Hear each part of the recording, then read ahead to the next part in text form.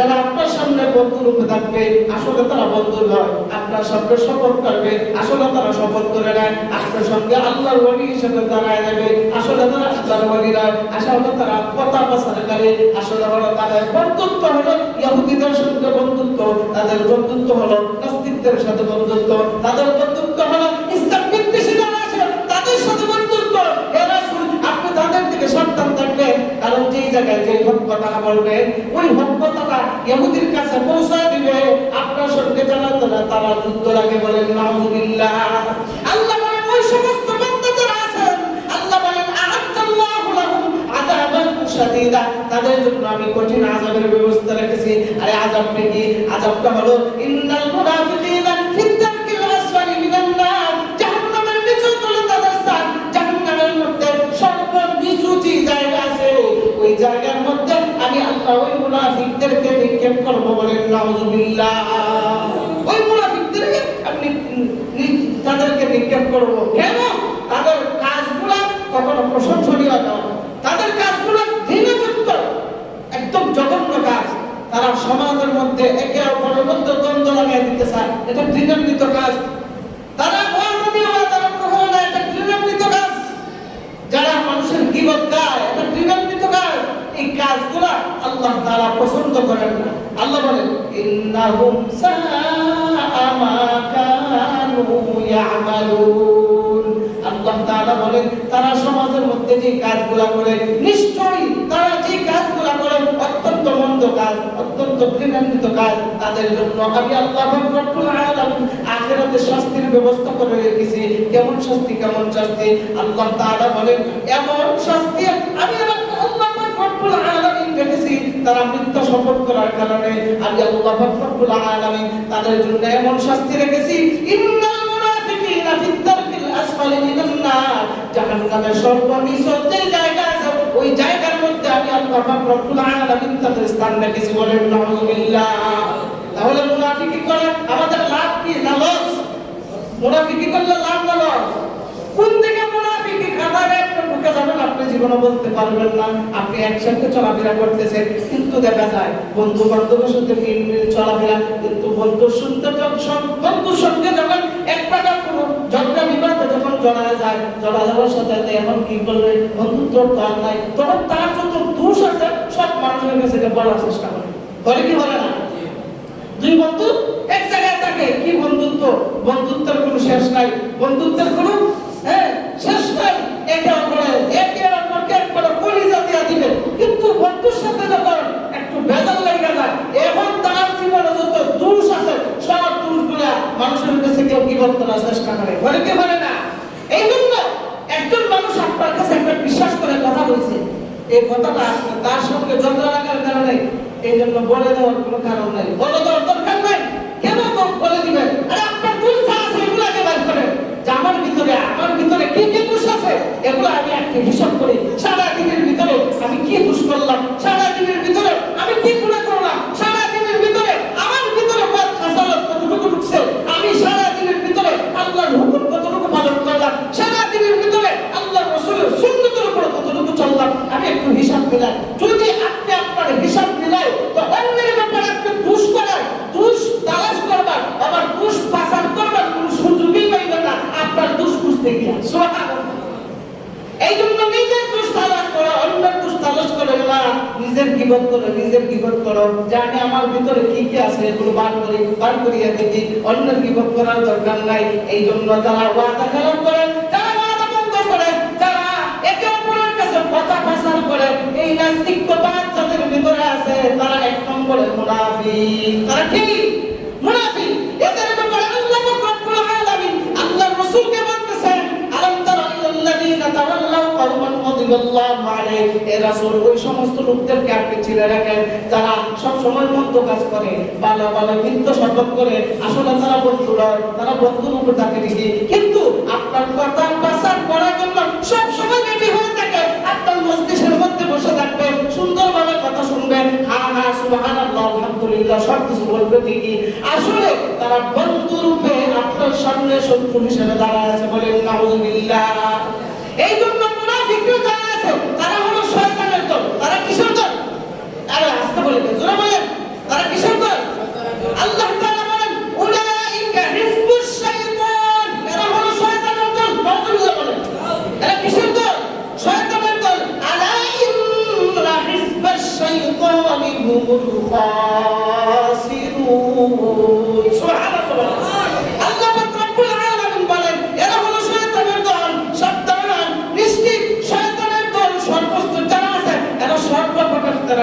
যাবে, তাদের জন্য কঠিন আযাবের ব্যবস্থা আছে। এই জন্য শয়তানের দলের সাথে যারা চলাফেরা করে তারা কি জান্নাতি না জাহান্নামী? জান্নাতি না জাহান্নামী? আরে আওয়াজ বার করেন না, জান্নাতি না জাহান্নামী? আমরা কি জান্নাতে যাইতে চাই না জাহান্নামে যাইতে চাই? জাহান্নাম কি সহজ না কঠিন? আরো জোরে বলেন। অনেক কঠিন, অনেক কঠিন, যা কল্পনা করার বাইরে। জাহান্নামের আযাব বড় কঠিন, বড় কঠিন। এই জন্য কি আল্লাহর দলে থাকবো না শয়তানের দলে? আরো জোরে বলেন। আল্লাহ তাআলার একটা দল আছে, পৃথিবীতে দলের কোন শেষ নাই। দল আছে না নাই? আওয়ামী লীগ, বিএনপি, জাসদ, বাসদ, আল্লাহ কত আছে না? আছে না নাই? আরে বাপরে, দলের কোন শেষ নাই। আল্লাহ বলেন আমার একটা দল আছে। সুবহানাল্লাহ বলেন। আল্লাহর একটা দল আছে, এই দলের নাম কি? উলাইকা হিজবুল্লাহ। সুবহানাল্লাহ বলেন। আল্লাহর দলের নাম কি? হিজবুল্লাহ। আল্লাহর দলের নাম কি? আল্লাহ বলেন যারা নেক আমল করে, যারা মুনাফিকি করে না, যারা পাঁচ ওয়াক্ত নামাজ পড়ে, আল্লাহর হুকুম মতে চলে, আল্লাহর রাসূলের তরিকা অনুযায়ী চলে, তারা হলো আমার দল। কার দল? জোরে বলেন। তারা কার দল? আল্লাহর দল। আল্লাহর দলের নাম কি? হিজবুল্লাহ। আল্লাহর দলে যে ব্যক্তি থাকে, আল্লাহ তাআলা তাকে দুনিয়াতে লাভবান করে, আখিরাতে লাভবান করে, মহিলা সে শান্তি পায়। সুবহানাল্লাহ। অর্থাৎ সে মরার পরে আল্লাহ তাকে বিজয় দান করে। সুবহানাল্লাহ। রাসূল সাল্লাল্লাহু আলাইহি ওয়াসাল্লামের জন্মের পূর্বে ঈসা আলাইহিস সালাতু ওয়াস সালামের পরে একজন বাদশা, তার নাম হলো ইউসুফ জুলাস। এই বাদশা দুনিয়াতে আগমন করার পর এই বাদশা নিজেকে নিজে খোদা দাবি করতে, বলেন নাউযুবিল্লাহ। যেমনি ভাবে ফেরাউন বলতো আনা রাব্বুকুমুল আ'লা, আমি সবচেয়ে বড় খোদা, বলেন নাউযুবিল্লাহ। এমনি ভাবে ইউসুফ জুলাস ওই বাদশা সে নিজেকে নিজে খোদা দাবি করতো। খোদা দাবি করিয়া এখন তার পাড়া প্রতিবেশী, তার মহল্লা যত মানুষ আছে সবাইকে বলে, শোনো আমি হলাম খোদা, আমাকে সবাই খোদা বলে ডাকবা, বলেন নাউযুবিল্লাহ। তার দরবারে একটা জাদুকর ছিল। এই জাদুকর বৃদ্ধ হয়ে গেছে। তখন তার রাজাকে ডেকে বলতেছে, ইউসুফ জুলাসকে বলতেছে, মহারাজ আমি তো মারা যাইবো, আমার তো বৃদ্ধ হয়ে গেছে, এক কাজ করেন, এমন একজন লোককে, এমন একজন বালককে, এমন একজন ছেলেকে আপনি রেডি করেন, আমার জাদুবিদ্যাগুলো আমি তাকে শিক্ষা দিতে চাই, আর সে এখান থেকে শিক্ষা নিয়ে ভবিষ্যতে আপনার উপকার হবে। তখন সমস্ত মহল্লা, সমস্ত তার পুত্রের মধ্যে এলান করে দিল যে একজন ভালো জেহেনওয়ালা, ভালো মেধাওয়ালা একজন যুবকের দরকার। সমস্ত পূজাপুজি করিয়া এই যুবককে নিয়ে যখন আসলো, আসার পরে ওই জাদুবিদ্যা তাকে শিক্ষা দেওয়ার চেষ্টা করতেছে ওই জাদুকর। আর তাকে বলতে, তোমার কোনো চিন্তা নাই, আমার এই রাজ দরবারে তুমি খাইবা দাইবা যা কিছু আছে সবকিছু তোমার ফ্রি, বিনিময়ে তুমি জাদুবিদ্যাটা গ্রহণ করবা। প্রত্যেক দিন গিয়া ওই জাদুকরের কাছ থেকে তুমি জাদুবিদ্যা গ্রহণ করবা। ওই ব্যক্তি প্রত্যেক দিন, ওই বালকটা যায় ইউসুফ জুলাসের দরবার থেকে, সে চলে যায় ওই জাদুকরের কাছে গিয়া প্রত্যেক দিন জাদুবিদ্যা শিখে। হঠাৎ করে সে একদিন শুনলো এই পুত্রের মধ্যে খ্রিস্ট ধর্ম, তারা ছিল খ্রিস্টান ধর্মের অধীনে। তো ইউসুফ জুলাস যে বাদশা, সে ওই খ্রিস্টান ধর্মের যে মানুষগুলো আছে এগুলোর উপর খুব বেশি জুলুম অত্যাচার করত। জুলুম অত্যাচার যখন করত তখন মানুষ একদম অতিষ্ঠ হয়ে যেত। আর ওই পুত্রের মধ্যে একজন খ্রিস্টান পাত্রী, খ্রিস্টানের আলেম, খ্রিস্টান পুত্রের আলেম, সে গোপনে সে আল্লাহর দাওয়াত দিত। সুবহানাল্লাহ। তো গোপনে যখন দাওয়াত দিত, তো ওই বালক শুনলো যে ইহুদি পণ্ডিত ওই জায়গার মধ্যে, খ্রিস্টান পণ্ডিত ওই জায়গার মধ্যে মানুষকে নিয়ে কি খেলাধুলা করে, মানুষ তার দরবারে কেন যায়, আমি একদিন যাইব। সে জাদুবিদ্যা শিকার ক্ষেত্রে যাওয়ার রাস্তায় ওই ব্যক্তির ঘরে ঢুকে তখন মানুষের নিয়ে এইভাবে তার সবকিছু কথাবার্তা শুনতেছে। শোনার পরে আল্লাহর কি পুত্র তার ভিতরে আল্লাহর ঈমানের এক বীজ রোপণ হয়ে গেছে। সুবহানাল্লাহ। ওই ব্যক্তি প্রত্যেকদিন ওই জায়গার মধ্যে যায়, জায়গার মধ্যে গিয়ে প্রত্যেকদিন ওই খ্রিস্টান পাত্রে খ্রিস্টান আলেমের কথাবার্তা শুনে, কথাবার্তা শুনিয়া তার ভিতরে যখন এই কথা যখন অনুধাবন হয় এক পর্যায়ে ঈমানের বাতি তার অন্তরের ভিতরে জ্বলে গেছে। জ্বলে যাওয়ার পর সে একদম নিস্তেজ হয়ে গেছে। আর তার মধ্যে একদম হুট্টগোল লেগে গেছে যে আসলে কি হক কি ওই জাতি হক আর না ওই খ্রিস্টান পাত্রী হক, তার মধ্যে একটা মতবিরোধ লেগে গেছে।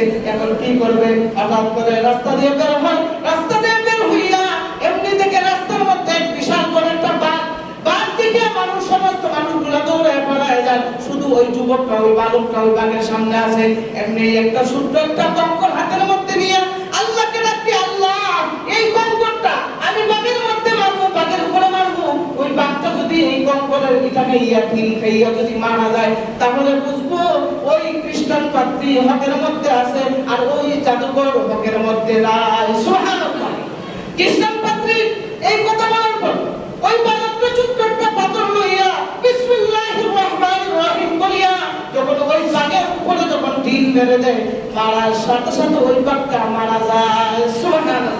এখন তার ভিতরে অনুধাবন হয়ে গেছে যে আসলে খ্রিস্টান পাত্রী মনে হয় হক আর ওই জাদুকর মনে হয় বাতিল। এখন কি করা যায়? তখন আবার দৌড়ে গেছে খ্রিস্টান পাত্রীর আলেমের কাছে, কে বলতেছে এই ব্যাপার, আমি বাঘ পাইছিলাম, মারছিলাম, মারার পরে এই আমার অন্তরের মধ্যে এই অনুধাবন হয়েছে, আমার মনে হয় হয়। তখন ওই খ্রিস্টান পাত্রী আলেম বলতেছে, ও ভাই তোমার ভিতরে তো ঈমানের বীজ রোপণ হয়ে গেছে, এক কাজ করো, তোমার সামনে এখন অনেক পরীক্ষা চলে আসলো, তুমি যেই জায়গার মধ্যে থাকো এই জায়গার মানুষগুলা খ্রিস্টান মানুষদেরকে এভাবে মারামারি করে, এভাবে জুলুম অত্যাচার করে, এখন তুমি যাওয়ার পরে অবশ্যই তোমার উপর জুলুম অত্যাচার শুরু হবে। এই খ্রিস্টান পাত্রী কথা বলার পর ওই যুবক ওই রাজ দরবারে যায়, রাজ দরবারে গিয়া এখন কি করবে? রাজ দরবারের এক উজির ছিল, কি ছিল? উজির ছিল অন্ধ, সব একদম অন্ধ। এখন এত কোন কিছু দেখে না। একদিন আমাকে নিয়ে বলতেছে, শুনো এই পুত্রের মধ্যে এই এলাকার মধ্যে একজন খ্রিস্টান আলেম আছে, তার কথা বলা শুনতে অনেক ভালো লাগে, সে আল্লাহর দাওয়াত দেয়, আল্লাহর রাসূলের দাওয়াত দেয়, কি করা যায়? আমরা একদিন গিয়ে শুনি। ওই উজির তার কথা শুনিয়া গেছে তার দরবারে, আর গিয়া বলতেছে, শুনো আমি তো জানতেছি একটা কারণ আছে। কি কারণ? আমার চোখ যে অন্ধ হয়ে আছে, সে যদি আমার চোখ ভালো করে দিতে পারে, অথবা তুমি যদি আমার চোখ ভালো করে দিতে পারো, তাহলে বুঝবো ইউসুফ তো নয়, এই বাদশা ভালো নয়, তোমার খ্রিস্টান পাদ্রী ভালো। ঠিক আছে, ইনশাআল্লাহ চলো। রাস্তার ভিতরে গিয়া বিসমিল্লাহির রহমানির রহিম কইয়া তার চোখের মধ্যে যখন ভর দিছে, আল্লাহর কি কুদরত, তার চোখ ভালো হয়ে গেছে। সুবহানাল্লাহ। চোখ ভালো হয়ে গেছে। চোখ ভালো হয়ে যাওয়ার পর ওই খ্রিস্টান পাদ্রী আলেমের কাছে গেছে, গিয়া সেইরা সবকিছু শুনলো। শোনার পরে রাজ দরবারে যখন ওই উজির আগে কি ছিল? অন্ধ ছিল। আগে কি ছিল? অন্ধ ছিল। এখন কি আর অন্ধ হয়েছে? চোখ তো ভালো হয়ে গেছে। রাজ দরবারে যখন চলে আসে, আয়সা যখন তাকাইছে, এমনি ইউসুফ তো আওয়াজ বলতেছে, ও ব্যাপার কি, তোমার চোখ ভালো হয়েছে কিভাবে? এমনি কয়, আমার চোখ যিনি ভালো করেছেন তিনি হলেন আমার আল্লাহ। সুবহানাল্লাহ। এমনি বলতেছে ইউসুফ তো নাস, আরে খোদা বলতে তো, আল্লাহ বলতে তো আমি ছাড়া তোমার খোদা কে বলেন? নাউযুবিল্লাহ। এমনি ওই উজির বলতেছে, হ্যাঁ অবশ্যই একজন আল্লাহ আছে যিনি আমার চক্ষু ভালো করে দিয়েছেন, অবশ্যই তিনি আল্লাহ আছে। এই কথা বলার পর তখন বলতেছে যে তোমাকে এই দাওয়াত কে দিয়েছে? কে তোমাকে এইভাবে আল্লাহর দাওয়াত দিয়েছে? আর একজন আল্লাহ আছে। এমনি কথা বলার পর উজির আগে বলছিল, ভাই তোমার চক্ষু ভালো করে দিয়েছি, সাবধান আমার কথা তুমি বলিও না, বলবা আল্লাহ ভালো করে দিয়েছে। যেমন যখন ইউসুফ নামাজের চিপায় যখন পড়ে গেছে, উজির এক পর্যায়ে বলতে বাধ্য হয়েছে, ওই যে আপনার দরবারে যে বালক প্রত্যেকদিন জাদু বিদ্যা শিখে, ওই বালকই আমার চোখ ভালো করে দিয়েছে। সুবহানাল্লাহ। ওই বালককে নাই কেন হলো? এদিকে আসো, চলে আসলো। তুমি তার চোখ কেমনে ভালো করলা? আল্লাহ ভালো করছেন। সুবহানাল্লাহ। আল্লাহ ভালো করছে। আল্লাহ আমাকে, আল্লাহ তো একমাত্র আমাকে ডাকো, অন্যকে কেউ ডাকো না। তুমি আল্লাহ আবার কোথায় পাইলা? একজন আমাকে আল্লাহ, আমার একজন আল্লাহ আছে যিনি আপনাকেও বানাইছে, যিনি আমাকেও বানাইছে, যিনি এই কুল কায়নাত বানাইছে, আসমান বানাইছে, জমিন বানাইছে, এই গোটা সৃষ্টিকর্তা একজন আছে আল্লাহ। ওই আল্লাহর উপর তাওয়াক্কুল করিয়া বিসমিল্লাহ বলিয়া তার চোখের মধ্যে হাত বাড়াইয়া দিয়েছি, আমার আল্লাহ তার চোখ ভালো করে দিয়েছে। ইউসুফ নওয়াজ তার যত সৈন্যবাহিনী আছে সবাইকে অর্ডার দিল, এই বালককে তোমরা কাজ করো, তাকে মারার দরকার। সে যদি এই রাজ্যের মধ্যে থাকে তাহলে আমার খোদা দিবে, ছুটাই দিবে। এখন কি করা যায়? ভাইকে মেরে মেরে কি করবো? এক কাজ করো, সবাই মিলে ধরিয়া তাকে একটা উঁচু পাহাড়ে নিয়ে যাও। উঁচু পাহাড়ে নিয়ে ওই পাহাড় থেকে নিচে ঢিল মেরে ফেলে দাও। বলেন নাউযুবিল্লাহ। আল্লাহর কি কুদরত! ইউসুফ তার সৈন্যবাহিনীদেরকে এই আদেশ যখন করলো, আদেশ করার সাথে সাথে সমস্ত সৈন্যবাহিনীরা তাকে নিয়ে ওই বড় উঁচু টিলা পাহাড়ের মধ্যে নিয়ে গেছে। আল্লাহর কি কুদরত! পাহাড়ে উঠা মাত্র ওই পাহাড়ের মধ্যে কম্পন সৃষ্টি হয়ে গেছে। সুবহানাল্লাহ। কাঁপুনি যখন শুরু হয়ে গেছে, আল্লাহর কি কুদরত! ওই বালক ওই পাহাড়ের উপরে আছে, সাইডে যে সৈন্যবাহিনী আছে সব দরদরা হয়ে সব পড়ে গেছে। সুবহানাল্লাহ। মারা যাওয়ার পর ইউসুফ যে নওয়াজের বাদশার দরবারে ওই বালক আবার ফিরে গেছে। ফিরে যাওয়ার পরে বলে, ব্যাপার কি? আমার সৈন্যবাহিনী কোথায়? ও তোমার সৈন্যবাহিনীকে আল্লাহ মেরে ফেলেছে, আমাকে আল্লাহ বিজয় দান করছে। সুবহানাল্লাহ, কথাই নাকি? বলে হ্যাঁ, আমার সৈন্যবাহিনীকে ঠিক করলো। ওই এইভাবে হবে না, তোমরা এক কাজ করো, তাকে নিয়ে তোমরা সমুদ্রে ফেলায় দাও। বলেন নাউজুবিল্লাহ। তাকে নিয়ে যখন নৌকার ভিতরে উঠায় যখন সমুদ্রের মধ্যে ফেলে নিয়ে গেছে, আল্লাহর কি কুদরত, বড় এক ঝড় তুফান শুরু হয়েছে। শুরু হওয়ার সাথে সাথে নৌকা গেছে উল্টা পাল্টিয়া, পাল্টানোর সাথে সাথে ওই বালককে আল্লাহ তাআলা ঢেউয়ে ঢেউয়ে নদীর কিনারে পৌঁছায়, সমুদ্রের কিনারে পৌঁছায় দিয়েছে, আর সবাইকে নৌকার নিচে ফেলায় সব মাইরা হয়েছে। সুবহানাল্লাহ। এটা হলো ইসলামের বিজয়। কারণ সে হিজবুল্লাহ, আল্লাহর দলে আছে। আল্লাহর দলে থাকার কারণে আল্লাহ কঠিন বিপদ থেকে উদ্ধার করেছে। সুবহানাল্লাহ। এরপরে যখন ওই যুবককে আর মারতে পারে না, যুবক যখন ফিরিয়া ইউসুফ নওয়াজের দরবারে যখন আবার চলে আসে, আয়েশা যখন বলতেছে, আপনার যা সংকল্পন করা ছিল সবাই শেষ, বা কি করে তুই কি জাদু করে মারছিস তাকে? না, আমার আল্লাহ তাদেরকে সাহায্য করেছে, আমাকে আল্লাহ বিজয় দান করেছে। তখন সারা চতুর্দিকে যখন ছড়িয়ে পড়লো যে বাদশার দরবারে একটা যুবক আছে, এই যুবককে বাদশা মারতে পারে না, অনেক চেষ্টা করতেছে, মারতে পারে না। এখন কি করা যায়, কি করা যায়? এবার ওই যুবককে বলতেছে, বাদশা হাজারো কোটিবার যদি তুমি আমাকে চেষ্টা করো, আমার আল্লাহ এই জায়গা থেকে আমাকে বাঁচিয়ে দিবে। সুবহানাল্লাহ। অতএব তুমি যদি আমাকে মারতে চাও তো আমি রাস্তা বাতায় দেই, এই রাস্তা অনুযায়ী আমার মারো। সুবহানাল্লাহ। এখন বলেন তো, ইউসুফ তোমার বাদশা খুশি না বেজা? কথা বলে না, খুশি না বেজা? আমি এত কষ্ট করে মারতে পারি না, সর্বদম বলতে জায়গা তুই বাচ্চা জানগা, এখন তুই যদি মরবা, তুই রাস্তা বাতায় দেবে, দেখ তাড়াতাড়ি। শুনো, আমি আমাকে যখন মারবা, সমস্ত মহল্লার সমস্ত পুত্রের মানুষগুলো এক জায়গায় জড়ো করবা। জড়ো করিয়া তোমার জল্লাদকে বলবা, তোমার জল্লাদ যখন আমার দিকে তীর নিক্ষেপ করবে, তখন তীরটা হাতে নিয়ে তখন আমাকে মারার সময় সে বলবে, বিসমিল্লাহি রাব্বিল গুলাম। সুবহানাল্লাহ। সে যখন আমাকে মারবে, সে যখন বলে বিসমিল্লাহি রাব্বিল গুলাম, অর্থাৎ বিসমিল্লাহি রাব্বি, আমি আল্লাহর নামে শুরু করছি, রাব্বিল গুলাম, যে আল্লাহর নামে শুরু করছি, আল্লাহর নাম করে ওর ব্যক্তিকে আমি মারতেছি। সুবহানাল্লাহ। আমি আল্লাহর গোলামকে মারতেছি, এমন একটা বাক্য তুমি উচ্চারণ করে আমাকে মারবা, দেখবা আল্লাহর হুকুমে আমি মারা যাবো। সুবহানাল্লাহ। সবাই মানুষকে জড়ো করলো, জড়ো করিয়ে এক জায়গার মধ্যে যখন জড়ো করা হয়ে গেছে, তখন জল্লাদকে অর্ডার দিল ইউসুফ নওয়াজ যে ওই যুবককে মেরে ফেলো। তখন জল্লাদ তীর হাতের মধ্যে নিয়ে যখন বিসমিল্লাহি রাব্বিল গুলাম বলিয়া যখন তীর নিক্ষেপ করেছে, করার সাথে সাথে ওই যুবক মারা গেছে। সুবহানাল্লাহ। যখন মারা গেছে, তখন আশপাশে কে আছে? সমস্ত লোকেরা আছে কি আছে না? সমস্ত লোকেরা যখন এই কথা দেখছে, এই ব্যাপার দেখছে, তখন সমস্ত লোকেরা এই দুঃখে দুঃখী হইয়া তার ওই বাদশার উপর সবাই রাগান্বিত হইয়া তখন বলে, আমানতু বিরাব্বিল গুলাম, ওই যে বান্দাটা আল্লাহর উপর ঈমান এনেছে, এই গোলামের রবের উপর আমরা সবাই এক বাক্যে ঈমান আনলাম। সুবহানাল্লাহ। কইছি দিন তোরা ভাই থেকে বেশি হয়েছে না, আবার বেশি ভাই থেকে তোরা হয়েছে, সব গেছে। এই জন্য আল্লাহর দলে যারা থাকে, হিজবুল্লাহর দলে যারা থাকে, আল্লাহ তাআলা মরার পর আল্লাহ বিজয় দান করে। সুবহানাল্লাহ। এই জন্য আমরা কার দলে থাকবো? আল্লাহর দলের নাম কি? হিজবুল্লাহ। যে দলের মধ্যে কোনো ভেজাল নাই, যে দলের মধ্যে কোনো ভেজাল নাই, মারামারি নাই, এমন এক দল পৃথিবীতে যত দল আছে সব দল এটার ভিতরে, সব দল এটার ভিতরে শামিল। অর্থাৎ আমি আল্লাহর বান্দা, আপনি আল্লাহর বান্দা, আপনি ওই দলের লিডার, আমি ওই দলের লিডার, আপনিও ওই আল্লাহর বান্দা, আমিও ওই আল্লাহর বান্দা। অর্থাৎ যত দল আছে, যত দলের মানুষ আছে, সব মানুষ একটা দলের ভিতরে আছে। ওই দলের নাম কি? হিজবুল্লাহ। এই দলের ভিতরে আল্লাহ রাব্বুল আলামিন আমাদেরকে তাকিয়া খাঁটি ইমানদার বনিয়া, আল্লাহর মুহাব্বতের বান্দা বনিয়া, আল্লাহর রাসূলের খাঁটি উম্মত বনিয়া কবরের দিকে আল্লাহ তাআলা রওনা দেওয়ার তৌফিক আল্লাহ দান করুন। সবাই বলি আমিন। ওয়া আখিরু দাওয়ানা আলহামদুলিল্লাহি রাব্বিল আলামিন।